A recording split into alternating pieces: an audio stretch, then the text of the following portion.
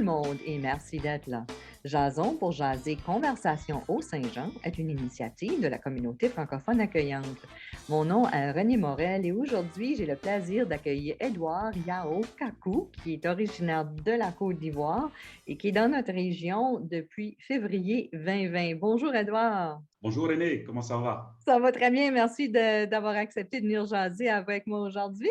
Parle-moi un petit peu de ton parcours parce que tu es originaire de la Côte d'Ivoire, mais ton processus d'immigration a commencé dans un autre pays. Oui, je suis né en Côte d'Ivoire. C'est un pays de l'Afrique de l'Ouest qui compte environ 24 millions d'habitants. Et je suis parti de la Côte d'Ivoire quand j'avais 30 ans, dans les années 2000. Et je suis arrivé en France pour étudier. Je me suis inscrit en sciences d'éducation et sciences sociales à l'Université de Paris 12. Mais auparavant, j'avais obtenu une maîtrise en criminologie à l'Université d'Abidjan, Côte d'Ivoire. Et en France, tu as rencontré ton épouse. Oui, en France, j'ai rencontré mon épouse, Lorena Torre Condé, qui est originaire d'Espagne.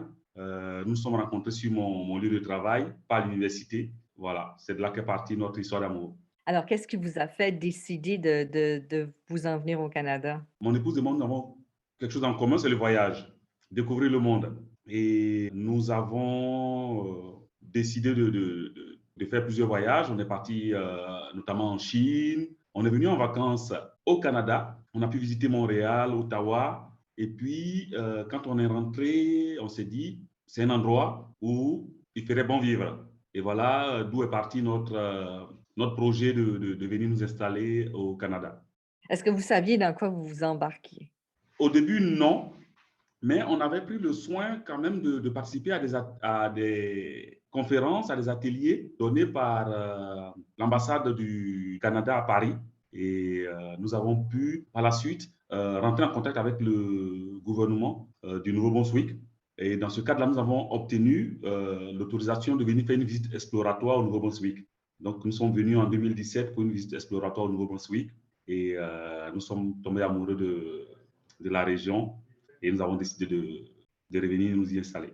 Pour ceux qui ne connaissent pas le processus, là, qu'est-ce qui se passe? De quelle façon que vous avez entamé votre... Il y a plusieurs programmes d'immigration au Canada. Le programme de la visite exploratoire est un programme avec des conditions. Ce programme-là va nous donner en principe la résidence permanente. Et il faut pouvoir avoir les moyens de venir au Canada parce que quand on vient, tout est à notre charge. Donc la visite exploratoire dure 10 jours et pendant ces 10 jours, Vous défrayez vos propres frais, c'est ça? voilà, à la fin de cette visite-là, on a un rendez-vous avec un fonctionnaire de l'immigration au siège à Fredericton. On va lui faire comme un résumé de notre visite et c'est lui qui décidera si on nous donne le OK, ça veut dire l'approbation de la province, pour maintenant faire la demande pour pouvoir venir nous installer.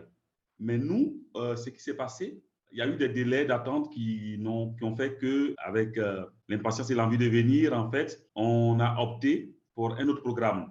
Ce programme-là, c'est le programme des provinces avec le soutien d'un employeur. Il dit qu'on obtient une offre d'emploi d'un employeur désigné par la province. Et donc, c'est cette option-là que nous avons choisie. Et nous sommes arrivés en 2018, mon épouse et mes deux enfants à Bathurst pour travailler dans un restaurant. C'est ça que plusieurs personnes peut-être qu'ils ne comprennent pas, c'est que vous venez, mais vous prenez des emplois qui ne sont pas nécessairement dans votre domaine. Tout à fait. Quand on arrive, on a un emploi, mais moi, je suis criminologue de formation. Je trouve un emploi dans la restauration parce que c'est ce que l'employeur pouvait nous offrir. Vous êtes arrivé à Bathurst. Qu'est-ce qui vous a fait décider, après 1 an et demi presque, de venir à Edmundston? Alors, ce qu'il faut savoir, c'est que quand on arrive dans le cadre de ce projet-là avec le soutien de l'employeur, on a un permis de travail qui nous lie à cet employeur. Et donc, on ne peut travailler que pour cet employeur pendant le temps de ce permis. Et on est à la merci de cet employeur parce que c'est l'employeur qui va décider de vous envoyer là où il y a un besoin. Et ce qui nous décide de venir à Edmundston, c'est parce qu'il y a un besoin. Edmundston étant entièrement francophone, ils avaient besoin d'un directeur de restaurant qui parlait français. Et voilà les conditions dans lesquelles je suis arrivé, ma famille et moi, nous sommes arrivés à Edmundston. Il faut pas mal de patience, pour passer à travers le processus, d'immigration. C'est pas nécessairement quelque chose qui est facile. Oui, il faut beaucoup de patience et aussi beaucoup d'argent. C'est ce que les gens doivent comprendre parce que quand on décide d'immigrer au Canada, il y a les frais qu'il faut payer, il y a le voyage, il y a la location des maisons, il y a un tas de choses. Et quand on arrive, on n'a pas l'assurance médicale. Donc, c'est des choses qu'il faut savoir. L'assurance médicale, c'est pour ceux qui ont un permis de travail de plus d'un an, ce qui est souvent rare. Et donc, quand on a un permis de travail de moins d'un an, on n'a pas droit à l'assurance maladie. Et si on n'a pas d'argent, les frais d'hospitalisation coûtent extrêmement cher au Canada, pas seulement au Nouveau-Brunswick, mais au Canada. Donc, c'est très important d'être sûr qu'on a un peu d'argent pour pouvoir venir. Vous êtes arrivé, à Edmundston, presque au début du COVID. Oui, on arrive presque au début du Covid avec les nouvelles mesures qui sont mises en place par le gouvernement. Et c'est assez difficile parce qu'il y a des enfants qui sont à l'école avec les nouvelles mesures. Mais moi, je subis de plein fouet ces mesures-là parce que je travaille dans le domaine de la restauration. Et la restauration, c'est le secteur qui est le plus touché par ces mesures-là. Parce que les gens ne pouvaient pas manger sur place. C'était des ventes à emporter ou des services au volant. Et il fallait s'adapter rapidement à ces directives-là. Donc, c'était encore un autre défi à relever. Donc, en parallèle, vous avez continué à faire vos demandes de résidence permanente et puis, je crois que c'est la fin de 2021 que les choses ont commencé à tomber en place pour vous, presque 3 ans après que vous êtes arrivé, c'est ça? Absolument, mais on a eu beaucoup de déboires parce que la première difficulté qu'on a eue, quand on devait venir, on avait payé déjà les frais de résidence permanente depuis Paris. Et quand on est arrivé, on a soumis notre demande et le fonctionnaire fédéral qui a traité le dossier n'a pas pris le soin de vérifier le reçu de paiement. Et donc, du coup, notre dossier a été retourné et au motif qu'on n'avait pas payé les frais, alors que ces frais avaient été déjà payés à Paris. Euh, sur le dossier, on voyait même le cachet qu'il avait mis sur ce reçu-là, mais dans la lettre euh, des refus de la résidence permanente, il a dit qu'on ne pouvait pas traiter notre dossier parce qu'on n'avait pas payé ces frais-là. Et chose paradoxale, 2 mois après, le fédéral nous rembourse ces frais-là, en fait. Donc, ça a été la première désillusion. Il n'y avait pas de moyen de recours.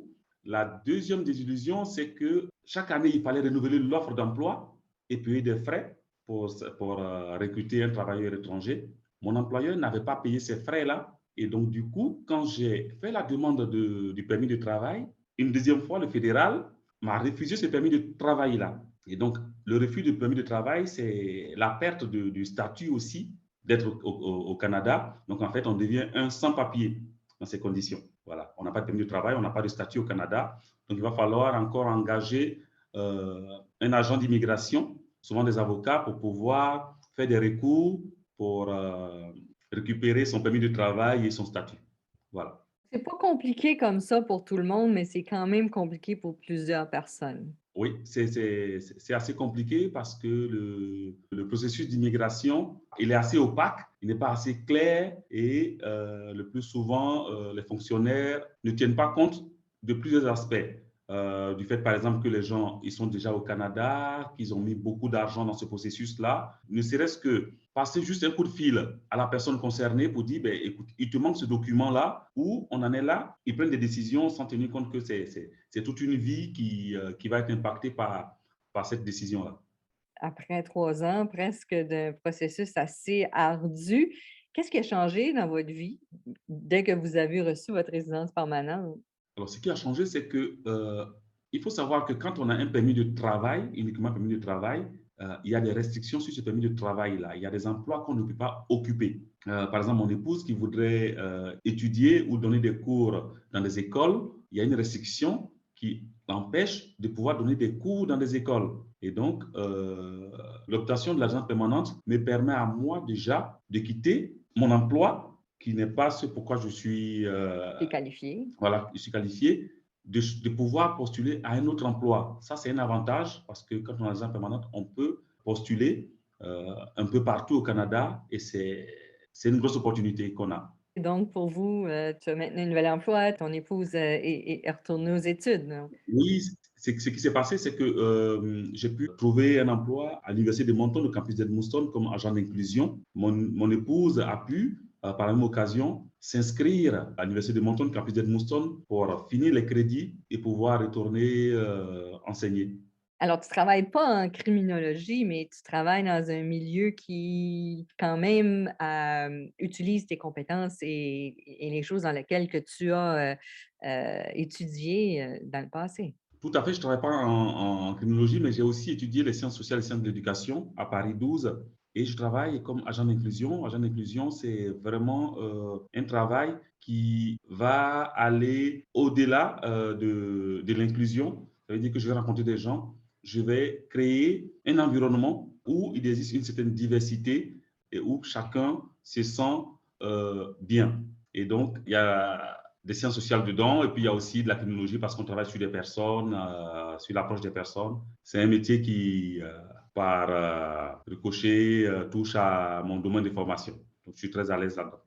Donc, vous recommanderiez quoi à des gens, de l'extérieur qui veulent s'en venir au Canada? Quand on vient avec un permis de travail, on est limité. Quand on vient avec un programme qui offre la résidence permanente, les portes s'ouvrent tout de suite. Et c'est assez important de miser sur la résidence permanente. Mais je comprends souvent la détresse de certaines personnes parce que quand on a un permis de travail qui nous permet de partir au Canada, c'est une porte qui s'ouvre. On ne va pas faire la fine bouche dans l'attente d'une résidence permanente.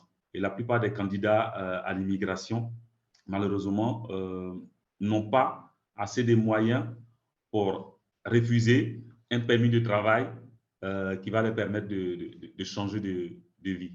Donc, c'est un peu ça. Mais quand on est conscient des conséquences ou qu'on est conscient de comment que ça fonctionne, là, à ce moment-là, on sait à quoi s'attendre. Tout à fait, oui. Voilà. Tous ceux qui décident d'immigrer au Canada doivent être patients, doivent vraiment apprendre les choses sur la région ou la province dans laquelle ils voudraient s'installer. C'est assez important. Ça évite d'être dépaysé, ça évite de subir des chocs culturels et autres. C'est assez important de prendre le temps de s'informer et aussi de se poser la question, est-ce que ça vaut la peine que je m'y lance ou pas? Voilà, il ne faut pas le faire sur un coup de tête, il ne faut pas le faire en désespoir de cause. Il faut que ce soit un projet assez mûri. Et dès l'instant où on a mûri ce projet-là, on peut se lancer. Et est-ce que tu te sens chez toi maintenant ici ou? Oui, c'est très important parce que quand on décide de partir quelque part, comme j'ai dit, nous, on était déjà venus en vacances, on avait fait la visite exploratoire et on arrive, on s'approprie l'endroit où on est et on se sent comme chez nous. Voilà, la preuve, c'est que on est maintenant propriétaire d'une maison ici. Donc, c'est un engagement assez fort envers la communauté dans laquelle on vit. Parce que si on n'a pas l'intention si on ne se sent pas chez soi, on ne met pas un toit en fait. On se sent bien, mais c'est assez important parce que c'est la résidence permanente qui va nous donner aussi cette force-là de bien se sentir. Parce que dès l'instant où on est avec un permis de travail et qu'on est comme Entre les deux? voilà, c'est pas évident. On est toujours dans le doute, est-ce qu'on va rester ici, est-ce qu'on va partir ailleurs? Mais cette résidence permanente-là nous donne encore plus d'assurance et donne un sentiment d'appartenance parce que ça ouvre beaucoup de portes et ça montre que le Canada nous accueille vraiment. Alors, on est bien content de vous avoir, toi et ta famille, dans notre belle région du Haut-Saint-Jean. Merci d'avoir venu jaser avec moi aujourd'hui. Merci à toi, René. Et merci à vous, chers auditeurs et auditrices, d'avoir été les nôtres. Je vous invite à vous abonner à notre chaîne et ne pas oublier de cliquer sur l'icône notification pour ne pas manquer nos prochains épisodes. Et surtout, n'hésitez pas à partager dans vos réseaux. Cette émission est une réalisation de la communauté francophone accueillante qui regroupe la ville d'Edmundston, la communauté rurale du Haut-Madawaska et la Première Nation malécite du Madawaska dans le nord-ouest de la province du Nouveau-Brunswick. Ce projet est rendu possible grâce au financement du ministère de l'Immigration, Réfugiés et Citoyenneté Canada. Tout droit réservé en cette année 2022. Merci et à la prochaine!